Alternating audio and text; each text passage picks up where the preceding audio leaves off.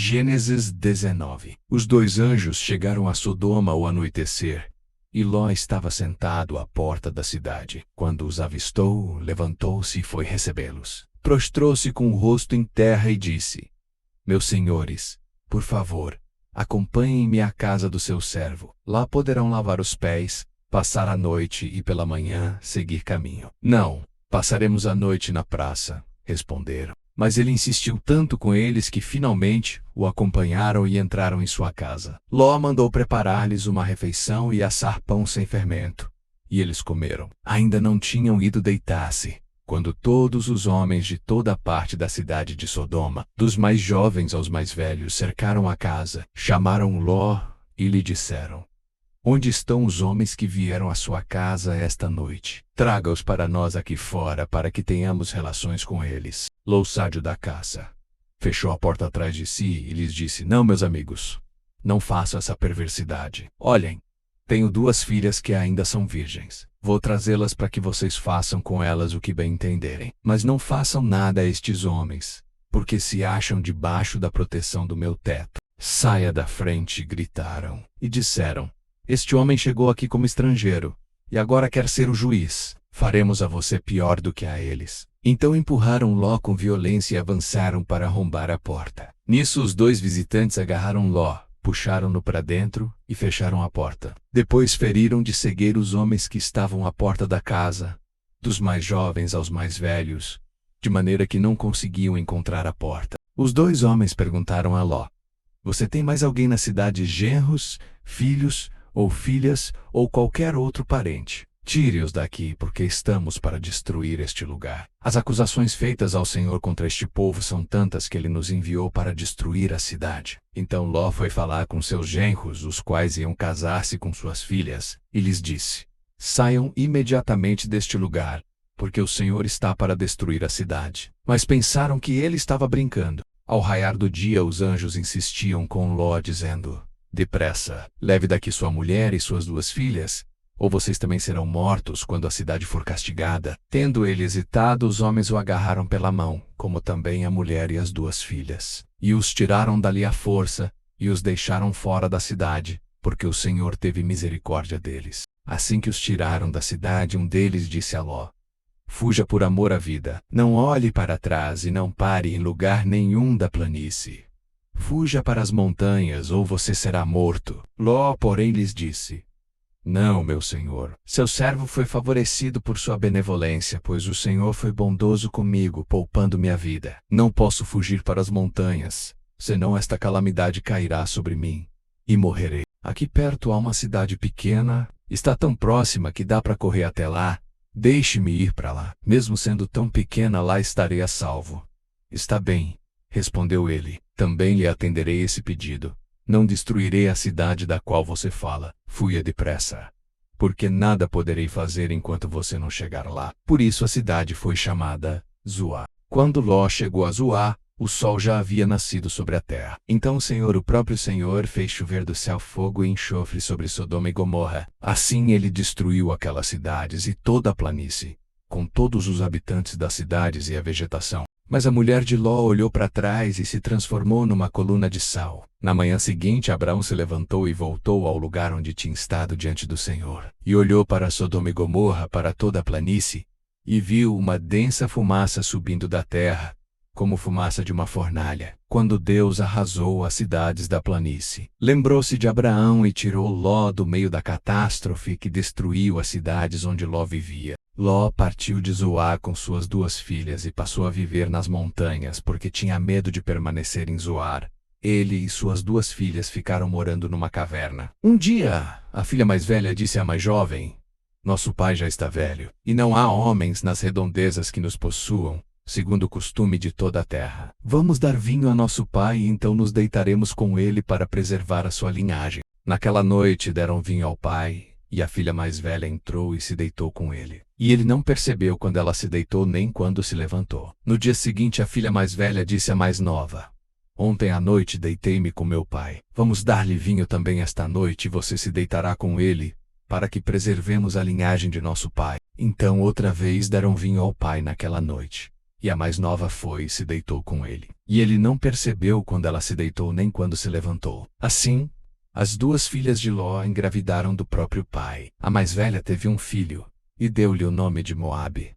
Este é o pai dos moabitas de hoje. A mais nova também teve um filho e deu-lhe o nome de Ben-Ami. Este é o pai dos amonitas de hoje. Gênesis 20. Abraão partiu dali para a região do Neguebe e foi viver entre Cádiz e Sur. Depois morou algum tempo em Gerar. Ele dizia que Sara, sua mulher, era sua irmã. Então Abimeleque, rei de Gerar, mandou buscar Sara e tomou-a para si. Certa noite Deus veio a Abimeleque num sonho e lhe disse: Você morrerá. A mulher que você tomou é casada. Mas Abimeleque, que ainda não havia tocado nela, disse: Senhor, destruirias um povo inocente. Não foi ele que me disse: ela é minha irmã, e ela também não disse: ele é meu irmão. O que fiz foi de coração puro e de mãos limpas. Então Deus lhe respondeu no sonho: Sim, eu sei que você fez isso de coração puro. Eu mesmo impedi que você pecasse contra mim e por isso não lhe permiti tocá-la. Agora devolva a mulher ao marido dela. Ele é profeta e orará em seu favor,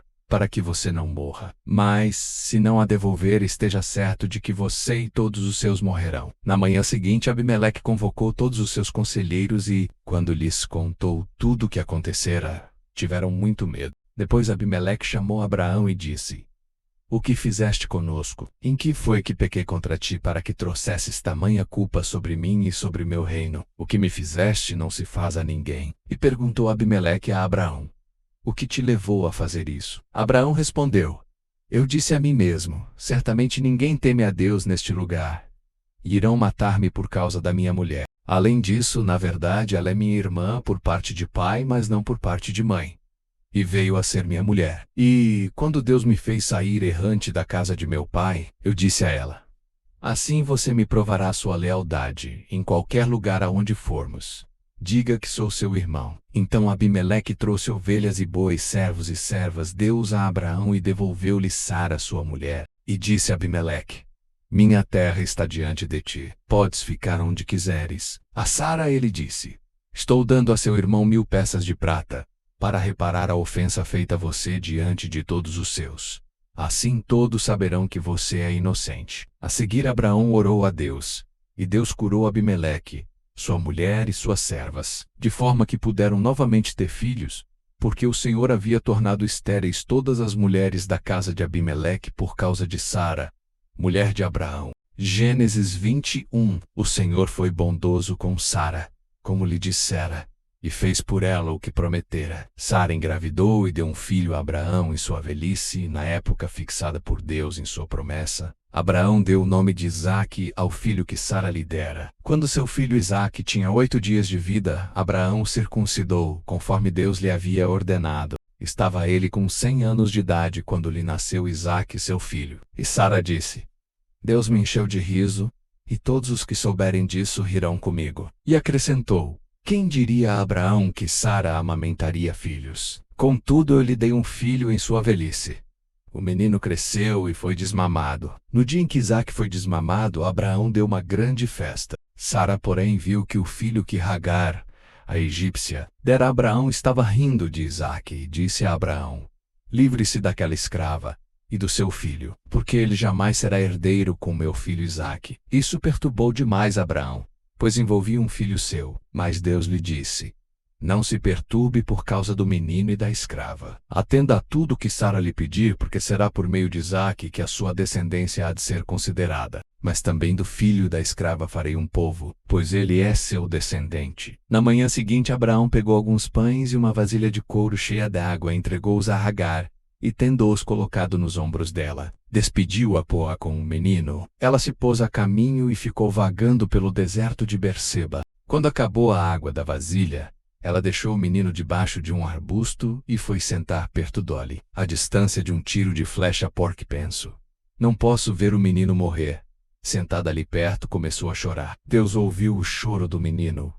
E o anjo de Deus do céu chamou Hagar e lhe disse: O que a aflige, Hagar?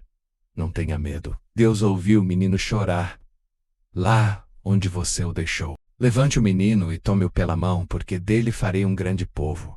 Então Deus lhe abriu os olhos, e ela viu uma fonte. Foi até lá, encheu de água a vasilha e deu de beber ao menino. Deus estava com o menino. Ele cresceu, viveu no deserto e tornou-se flecheiro. Vivia no deserto de Parã, e sua mãe conseguiu-lhe uma mulher da terra do Egito. Naquela ocasião, Abimeleque, acompanhado de Ficol, comandante do seu exército, disse a Abraão: Deus está contigo em tudo o que fazes. Agora jura-me diante de Deus que não vais enganar-me, nem a mim, nem a meus filhos e descendentes. Trata a nação que te acolheu como estrangeiro com a mesma bondade com que te tratei. Respondeu Abraão: Eu juro. Todavia Abraão reclamou com Abimeleque a respeito de um poço que os servos de Abimeleque lhe tinham tomado à força. Mas Abimeleque lhe respondeu: Não sei quem fez isso. Nunca me disseste nada, e só fiquei sabendo disso hoje. Então Abraão trouxe ovelhas e bois, deu-os a Abimeleque, e os dois firmaram um acordo. Abraão separou 7 ovelhas do rebanho, pelo que Abimeleque lhe perguntou: Que significam estas 7 ovelhas que separaste das demais? Ele respondeu: Aceita estas 7 ovelhas de minhas mãos como testemunho de que eu cavei este poço. Por isso aquele lugar foi chamado Berseba, porque ali os dois fizeram um juramento. Firmado esse acordo em Berseba, Abimeleque e Ficol, comandante das suas tropas, voltaram para a terra dos filisteus. Abraão, por sua vez, plantou uma tamargueira em Berseba e ali invocou o nome do Senhor, o Deus eterno. E morou Abraão na terra dos filisteus por longo tempo.